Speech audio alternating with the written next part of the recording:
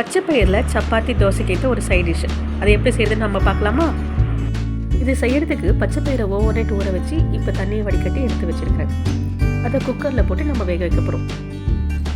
அப்புறம் பச்சை பயிரை வேக வைக்கும்போது ஒரு சின்ன வெள்ளை துணியில் வந்து மிளகு, சீரகம், பெருஞ்சீரகம், கறி மசாலா இது எல்லாத்தையும் கட்டி அந்த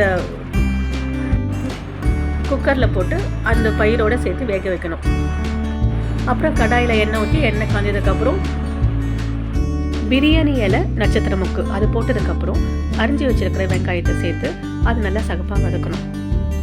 வெங்காயம் நல்லா வதங்கினதுக்கப்புறம் தக்காளி, இஞ்சி பூண்டு பேஸ்ட்டு இது ரெண்டுத்தையும் போட்டு இதுவும் நல்லா தக்காளி நல்லா வதங்கினதுக்கப்புறம் நம்ம தேவையான மசாலாலாம் நம்ம சேர்த்துக்கலாம்.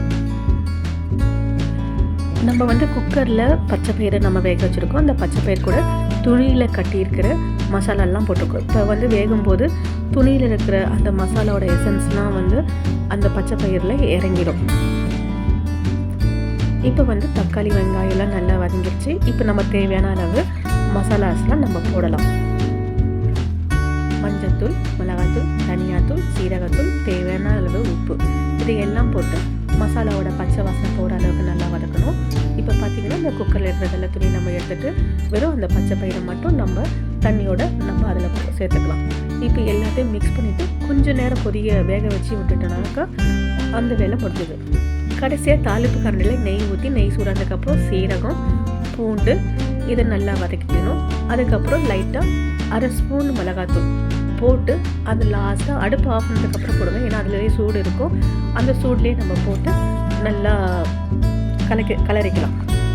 இப்போ இதை பச்சை பயிறு வேக வச்சுருக்கோம் இல்லையா, அது மேலே நம்ம அதை போட்டுட்டு ஒரு நல்லா மிக்ஸ் பண்ணிவிட்டு லாஸ்ட்டாக சீசனிங்க்கு கொத்தமல்லி தழையை போட்டு முடிச்சிடலாம்.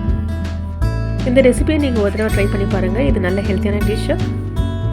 சப்பாத்தி, பூரி, தோசைக்கு சூப்பரான சைட் டிஷ்.